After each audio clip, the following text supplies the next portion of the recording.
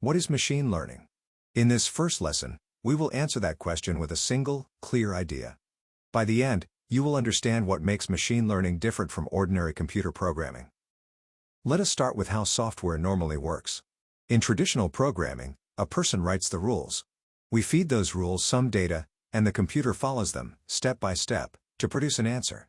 If you want to convert miles into kilometers, you already know the rule, and you simply tell the computer to apply it. But some tasks are almost impossible to write rules for.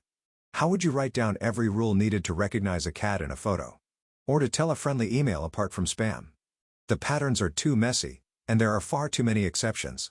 For problems like these, we need a different approach. Machine learning flips the process around.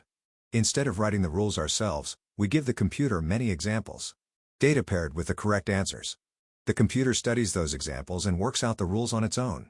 The result is called a model, a set of learned rules we can use to make predictions on new data. Here is a simple example. Suppose we have data about houses, their size, and the price each one sold for. Each dot is one house we have already seen. A machine learning model looks for a pattern connecting size to price. Once it finds that pattern, we can show it a new house and ask, what price would you predict? So what does learning actually mean here? The model starts with a rough guess, shown as this line. For each example, we measure how far the guess is from the real answer. That gap is the error. The model then adjusts itself, again and again, to make the total error as small as possible.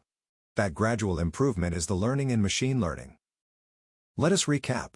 Traditional programming turns rules and data into answers. Machine learning turns data and answers into rules. It learns patterns from examples, and it improves by reducing its errors. In the next lesson, we will look more closely at the raw material every model depends on: features, labels, and datasets.